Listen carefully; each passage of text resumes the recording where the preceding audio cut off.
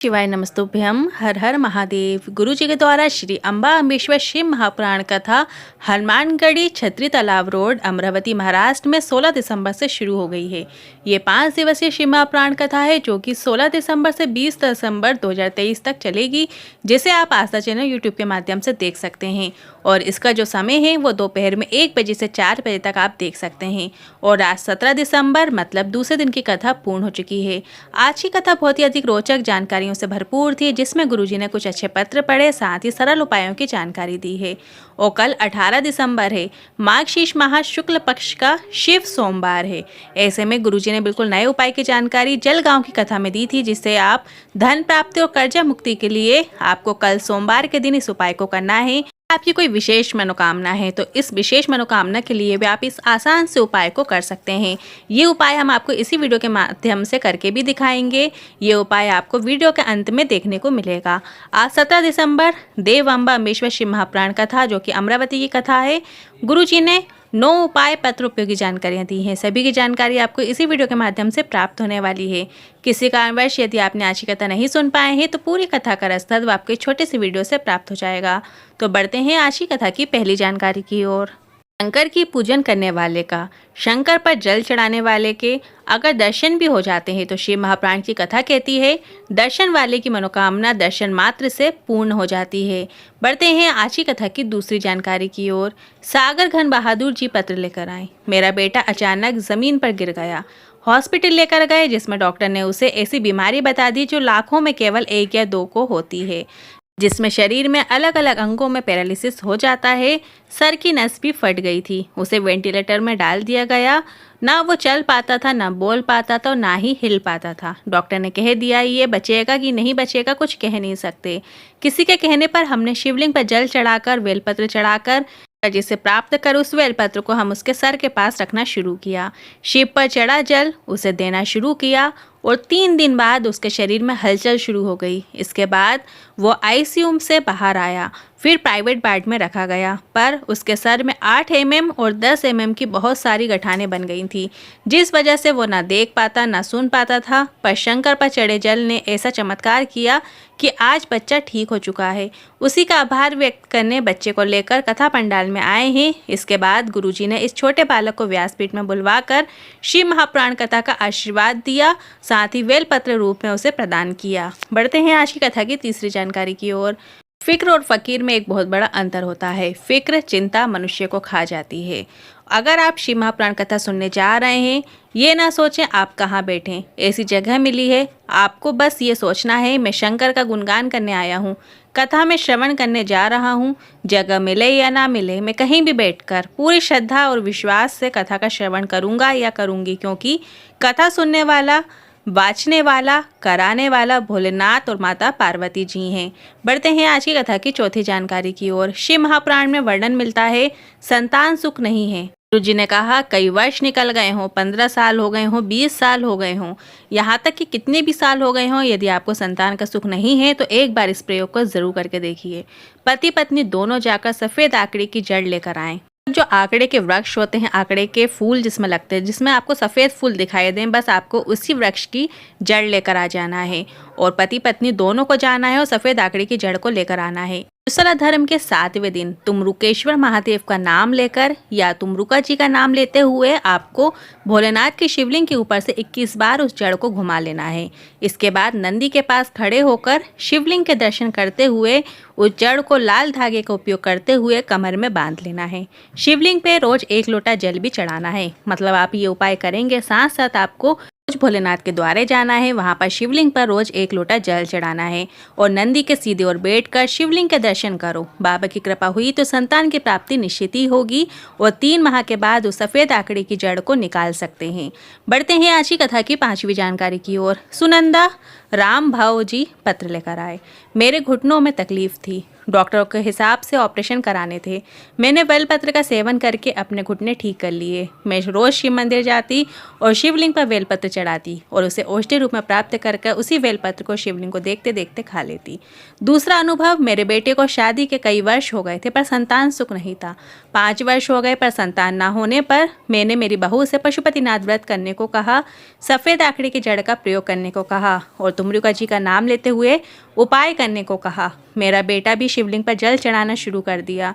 रोज जल अर्पित करके थोड़ा सा प्राप्त करके आचमन कर लेता और व्रत किए 1.5 महीने ही हुए थे कि मेरी बहू को गर्भ ठहर गया और हमारे यहाँ संतान की प्राप्ति हुई है। उसी का आभार व्यक्त करने कथा पंडाल में आई हूँ। बढ़ते हैं आज की कथा की 6वीं जानकारी की ओर। सरला जी पत्र लेकर आई। गुरु जी अच्छे से सुनो, कान खोल कर सुनो। जी ने कहा ये एक ऐसा पत्र है जिसे पढ़कर हमें बहुत ही प्रसन्नता हो रही है, जिसमें उन्होंने लिखा है, मेरा कोटि कोटि प्रणाम, कान खोलकर अच्छे से सुनिए गुरुजी। एक बार आपने कथा में कहा था, कथा पंडाल में शिव भक्त आते हैं तो उनका मुंह झूठा करा दिया करो, तो भगवान छप्पर फाड़ कर दे देते हैं। मैं अकोला की कथा में आई थी और वहाँ पर मैंने 70 रुपये की आइसक्रीम खिलाई थी। अब मैं बाबा को यहाँ प्रणाम करने के लिए आई हूँ और बहुत सारा सामान खिलाने के लिए लाई हूँ। उनके कारण यहाँ पे मैंने जो 70 रुपये की कुल्फ़ी खिलाई थी, बाबा ने मुझे लाखों में दे दिया है। झोपड़े में रहती थी, बाबा ने बिल्डिंग बना दी है। गुरुजी सबको तो खिलाती हूँ पर तुम रह गए हो। इसके बाद गुरुजी ने मुस्कुराते हुए हाथ जोड़कर उस महिला का अभिवादन किया।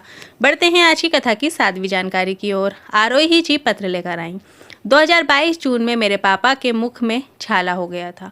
डॉक्टर से जांच कराई तो डॉक्टर ने कैंसर बता दिया और नागपुर के कैंसर हॉस्पिटल में उनका ऑपरेशन कराया और कुछ समय बाद फिर से उन्हें कैंसर हो गया। इसके बाद हमने डॉक्टर को दिखाया तो सभी डॉक्टर ने बोल दिया आप इनकी सेवा कर लीजिए, अब ये नहीं बच सकते। सीहोर जाकर रुद्राक्ष लेकर आए, बाबा के हाथ से कलश में हाथ लगवाकर जल शिवलिंग पर अर्पित कर देते पर कोई असर नहीं हुआ। फिर जांच कराई तो डॉक्टर ने कहा 1 से 2 महीने ही बचे हैं। इसके बाद बताना चाहते हैं गुरुजी, हमने सीहोर में बाहर से ही रुद्राक्ष लेकर आ गए थे क्योंकि उन्होंने कहा यही सीहोर का रुद्राक्ष है। हमने पैसे से वो रुद्राक्ष ले लिया था। फिर हमारे पड़ोसी से ने बताया कि सीहोर को बृहस्पति धाम का रुद्राक्ष फ्री में मिलता है, मंदिर प्रांगण में मिलता है।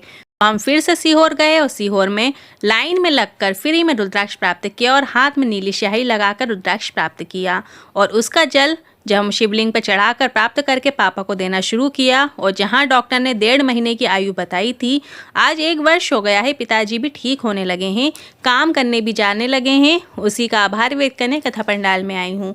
बढ़ते हैं आज की कथा की 8वीं जानकारी की ओर।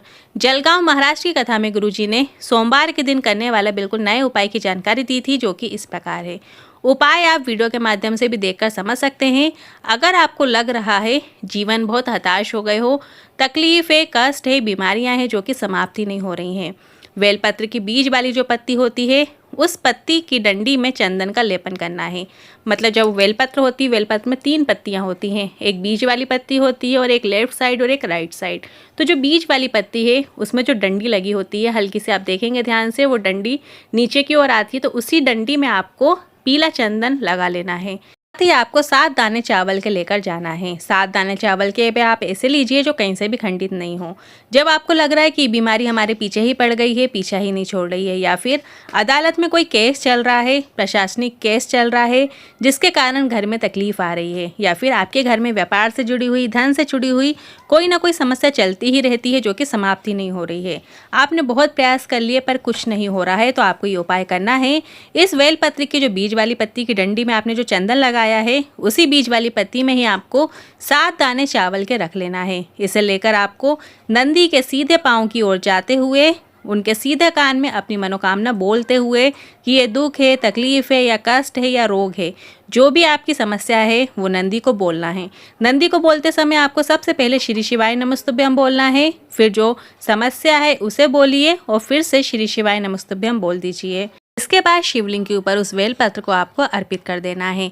बेलपत्र जब आप अर्पित करेंगे तो जो डंडी है बेलपत्र की वो जलाधारी की ओर करते हुए आपको अर्पित करना है। और यदि चावल के दाने शिवलिंग पर गिर रहे हैं तो कोई दिक्कत नहीं है, भोले बाबा उसे स्वीकार करते हैं, क्योंकि बेलपत्र को शिवलिंग के ऊपर उल्टा ही अर्पित करते हैं। उपाय गुरुजी ने 2 से 3 सोमवार करने को कहा है। इसके बाद आपको लाभ देखने को जरूर मिलेगा, व्यापार बढ़ेगा, धन संबंधित परेशानियां दूर होंगी, प्रशासनिक कार्य चल रहा है तो उससे भी आपको मुक्ति मिलेगी। साथ ही रोगों के लिए आप इस उपाय को कर रहे हैं तो उससे भी आपको मुक्ति मिलेगी। बस आपको ये उपाय 2 से 3 सोमवार जरूर करके देखिएगा। अब बढ़ते हैं अगले 9वें उपाय की ओर। अगर आपकी कोई विशेष मनोकामना है जो चाहते हैं आप पूरी होना ही चाहिए, तो इस विशेष मनोकामना पूर्ति के लिए आपको 7 बेलपत्र या 11 बेलपत्र या 21 बेलपत्र, जितनी आपको आसानी से मिल सके आप बेलपत्र ले लीजिए, पर संख्या यही होनी चाहिए, या तो आप 7 बेलपत्र लीजिए या 11 बेलपत्र लीजिए। इसके बाद और बेलपत्र आपको ऐसे लेना है जो कहीं से भी खंडित नहीं होनी चाहिए, पूर्ण होनी चाहिए। बेलपत्र को आपको उसका कमल पुष्प तैयार करना है, जैसा कि आप वीडियो में देख सकते हैं। आपको बेलपत्र को एक कमल पुष्प की तरह जमा लेना है, मतलब जो डंडी है उसको बीच में करना है और जो पत्ती है उसको बाहर साइड करते हुए आपको 7 बेलपत्र या 11 बेलपत्र का कमल पुष्प बना लेना है। इसके बाद थोड़ा सा लाल चंदन, थोड़े से चावल के दाने आपको उस कमल पुष्प जो कि आपने बेलपत्र का बनाया है उसके अंदर रख देना है। इसके बाद अपनी कामना करते हुए श्री शिवाय नमस्तुभ्यम बोलते हुए बेलपत्र का बनाया गया कमल पुष्प शंकर भगवान की शिवलिंग पर आपको अर्पित कर देना है। बाद एक कलर जल श्री शिवाय नमस्तुभ्यम बोलते हुए अर्पित कर दीजिएगा। ये उपाय कल 18 दिसंबर मार्गशीर्ष माह के शुक्ल पक्ष के सोमवार के दिन जरूर कीजिएगा। बस आपको इतना ही करना है। जब आप कमल पुष्प अर्पित करेंगे तो श्री शिवाय नमस्तुभ्यम बोलना है, फिर अपनी कामना बोलना है और वापस से श्री शिवाय नमस्तुभ्यम बोलना है। झोली पसार के निवेदन कीजिए, भोले बाबा जरूर स्वीकार करेंगे। आज के उपायों से जुड़े मन में कोई सवाल या क्वेश्चन है तो आप कमेंट के जरिए पूछ सकते हैं। वीडियो थोड़ा भी उपयोगी लगा हो तो वीडियो को लाइक करके बॉक्स में हर हर महादेव जरूर टाइप कीजिएगा। श्री शिवाय नमस्तुभ्यम।